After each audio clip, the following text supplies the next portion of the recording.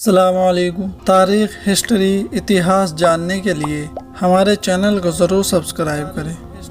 دوستو، آج کی ویڈیو میں ہم ذکر کریں گے حضرت عمر فاروق رضی اللہ عنہ کی زندگی اور ان کی سیرت کے بارے میں۔ دوستو، اگر آپ کو ویڈیو اچھی لگے تو ویڈیو کو لائک اور شیئر ضرور کیجیے۔ ویڈیو کو شروع کرتے ہیں۔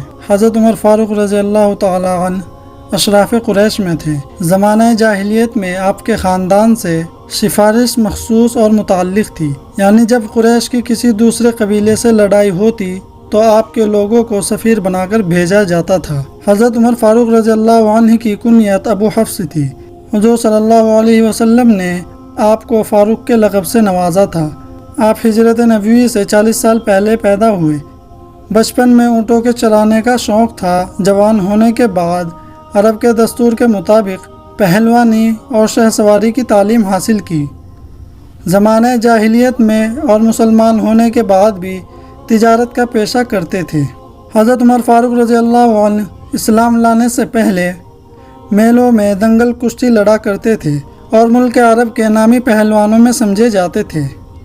شہ سواری میں یہ کمال حاصل تھا کہ گھوڑے پر اچھل کر سوار ہوتے اور اس طرح جم کر بیٹھتے کہ بدن کو کوئی حرکت نہ ہوتی تھی۔ آپ 40 مسلمان مرد اور 11 عورتوں کے بعد اسلام میں داخل ہوئے تھے۔ ابن عباس رضی اللہ عنہ کی روایت ہے کہ جس روز حضرت عمر فاروق رضی اللہ عنہ ایمان لائے، اسی روز مشرکین نے کہا کہ آج مسلمانوں نے ہم سے سارا بدلہ لے لیا، اور اسی روز یا ایھا النبی حسبک اللہ ومن اتبعک من المؤمنین آیت نازل ہوئی۔ ابن مسعود رضی اللہ عنہ کی روایت ہے کہ جس روز حضرت عمر فاروق رضی اللہ عنہ ایمان لائے، اسی روز سے اسلام عزت پاتا گیا۔ آپ کا اسلام گویا اسلام کی فتح تھی، اور آپ کی ہجرت گویا مدد تھی، اور آپ کی امامت رحمت تھی۔ ہماری ہمت نہ تھی کہ ہم کعبہ شریف میں نماز پڑھ سکے، لیکن جب عمر فاروق رضی اللہ عنہ ایمان لائے تو آپ نے مشرکین سے اس قدر غصے میں لڑائی کی کہ مجبوراً ان کو ہمیں نماز پڑھنے کی اجازت دینی پڑی۔ ابن سعد رضی اللہ عنہ کہتے ہیں کہ جب حضرت عمر رضی اللہ عنہ ایمان لائے، اسلام ظاہر ہوا۔ ہم کعبہ کے گرد بیٹھنے، طواف کرنے، مشرکین سے بدلہ لینے اور ان کو جواب دینے لگے۔ ابن عساکر نے حضرت علی رضی اللہ عنہ سے روایت کی ہے کہ ہر شخص نے خفیہ طور پر ہجرت کی ہے، لیکن جب حضرت عمر رضی اللہ عنہ نے ہجرت کا ارادہ کیا تو ایک ہاتھ میں ننگی تلوار لی اور دوسرے میں تیر، اور پشت پر کمان کو لگا کر خانہ کعبہ میں تشریف لائے۔ 7 مرتبہ طواف کیا اور 2 رکعت مقام ابراہیم کے پاس کھڑے ہو کر پڑھی۔ پھر قریش کے سرداروں کے بیچ میں تشریف لے گئے اور ایک ایک سے کہا کہ تمہارے منہ کالے ہو، جو شخص اپنی بیوی کو بیوہ کرنا چاہتا ہو وہ آ کر مجھ سے لڑے، لیکن کسی کو ہمت نہ ہوئی کہ کوئی آپ کو روک سکے۔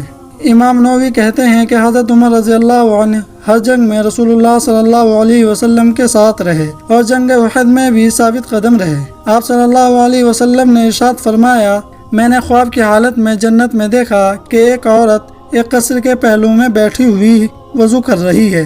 میں نے پوچھا کہ یہ قصر کس کا ہے؟ معلوم ہوا کہ عمر رضی اللہ عنہ کا ہے۔ پھر آپ نے حضرت عمر رضی اللہ عنہ سے مخاطب ہو کر فرمایا کہ مجھ کو تمہاری غیرت یاد آ گئی اور میں وہیں سے لوٹ آیا۔ حضرت عمر رضی اللہ عنہ رو پڑے اور فرمایا، میں اور آپ سے غیرت کروں؟ آپ صلی اللہ علیہ وسلم نے ایک مرتبہ ارشاد فرمایا کہ میں نے خواب میں دیکھا کہ میں نے دودھ پیا ہے اور اس کی تازگی میرے ٹخنوں تک پہنچ گئی ہے۔ پھر میں نے وہ دودھ حضرت عمر رضی اللہ عنہ کو دے دیا۔ لوگوں نے پوچھا کہ حضور اس کی تعبیر کیا ہے؟ آپ نے فرمایا کہ دودھ سے مراد علم ہے۔ ایک مرتبہ آپ صلی اللہ علیہ وسلم نے حضرت عمر رضی اللہ عنہ سے فرمایا کہ اللہ کی قسم، جس راستے سے تم جاؤ گے اس راستے پر شیطان کبھی نہ چل پائے گا، بلکہ وہ دوسرا راستہ اختیار کرے گا۔ ایک مرتبہ آپ نے فرمایا کہ میرے بعد اگر کوئی نبی ہونے والا ہوتا تو وہ حضرت عمر رضی اللہ عنہ ہی ہوتے۔ حضرت ابن مسعود رضی اللہ عنہ نے فرمایا کہ حضرت عمر رضی اللہ عنہ کی فضیلت ان 4 باتوں سے معلوم ہوتی ہے۔ پہلی یہ ہے کہ اسیران جنگ بدر کے قتل کا حکم دیا اور اس کے بعد آیت لولا کتاب من اللہ نازل ہوئی۔ دوسری یہ آپ نے امہات المؤمنین رضی اللہ عنہ کو پردہ کرنے کے لیے کہا اور پھر آیت پردے پر نازل ہوئی۔ اسی پر آپ صلی اللہ علیہ وسلم نے حضرت عمر رضی اللہ عنہ سے فرمایا کہ وہی تو ہمارے گھر میں اترتی ہے اور تم کو پہلے ہی معلوم ہو جاتا ہے۔ تیسری ہے کہ رسول اللہ صلی اللہ علیہ وسلم کا دعا کرنا کہ الہی عمر رضی اللہ عنہ کو مسلمان کر کے اسلام کی مدد فرما۔ چوتھی ہے آپ کا پہلے ہی حضرت ابو بکر صدیق رضی اللہ عنہ سے بیعت کر لینا۔ مجاہد فرماتے ہیں کہ ہم اکثر یہ ذکر کیا کرتے تھے کہ حضرت عمر رضی اللہ عنہ کی خلافت میں شیطان قید میں رہے اور آپ کے انتقال کے بعد آزاد ہو گئے۔ ابن عساکر نے روایت کی ہے کہ حضرت عمر رضی اللہ عنہ کا قد لمبا اور موٹے تازے تھے، رنگت میں سرخی غالب تھی اور گال پچکے ہوئے تھے اور آپ کی مونچھیں بڑی تھی۔ آپ کی والدہ شریف ابو جہل کی بہن تھی، اسی رشتے سے آپ ابو جہل کو ماموں کہا کرتے تھے۔